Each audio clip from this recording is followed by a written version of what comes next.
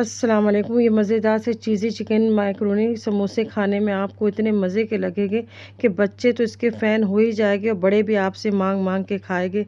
आप देखें कितने मज़े के ये बने हैं, एकदम चीज़ी, अंदर से इसका टेस्ट इतना लाजवाब है। चैनल पे नए हैं तो सब्सक्राइब ज़रूर करिएगा। रेसिपी अच्छी लगे तो लाइक का बटन दबाना ना भूलिएगा। रेसिपी बनाना शुरू करते हैं।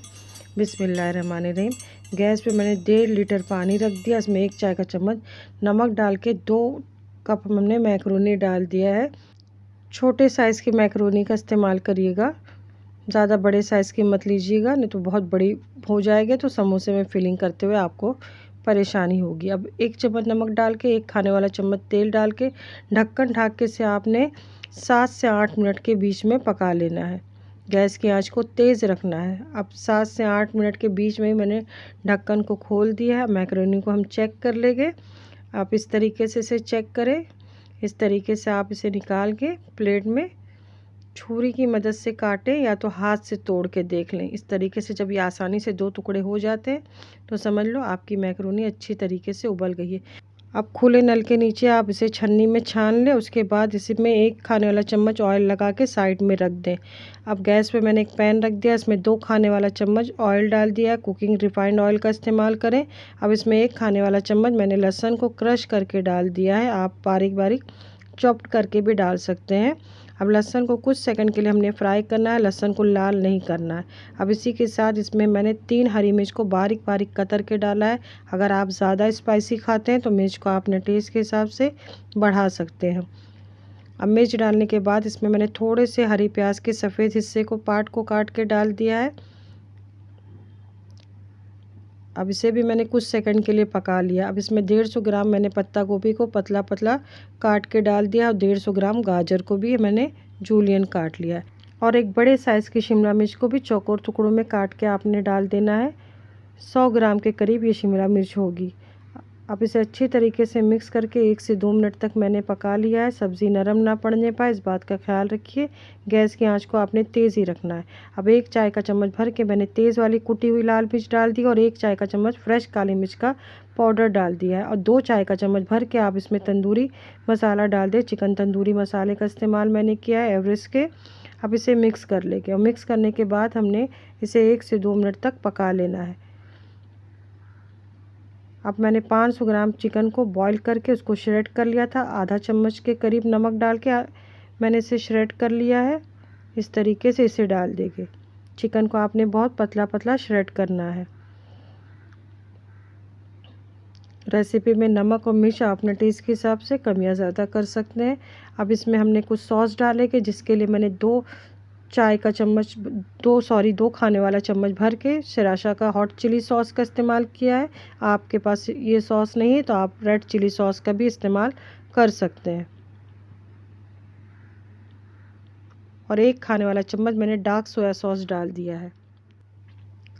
अब सबको अच्छी तरीके से मिक्स कर लिया। गैस की आंच को तेज़ ही हमने रखना है। अब इस स्टेज पे आपने इसमें मैक्रोनी डाल देना। रेसिपी को आप लोग बिल्कुल स्किप करके ना देखें।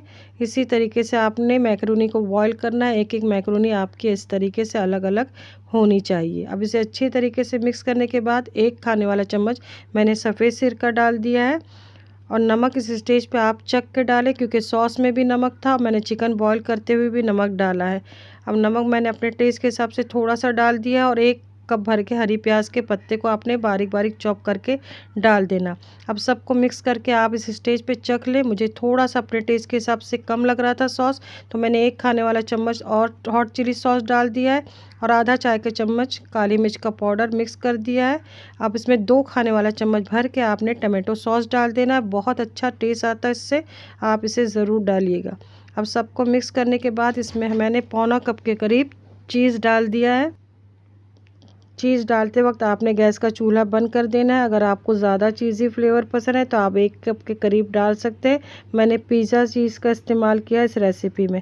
अब सबको मिक्स करके इसे आपने अच्छी तरीके से ठंडा कर लेना है। आपने रेसिपी को इस स्टेज पे बिल्कुल छोड़ के नहीं जाना है, चैनल को सपोर्ट करना है। आप लोग रेसिपी छोड़ के चले जाते हैं, चैनल पर बहुत बुरा असर पड़ता है। तो मेरी रिक्वेस्ट है आप लोग प्लीज़ रेसिपी को स्किप करके ना देखें और आखिर तक चैनल पर मेरे बने रहें। अब इस तरीके से इसकी कोन की शक्ल मैंने बना ली है समोसे की पट्टी की। आपने अगर समोसा बनाना आपको नहीं आता तो मैंने बहुत से समोसे की रेसिपी मैंने समोसा फोल्ड करना बताया है, आप वहाँ से देख सकते हैं।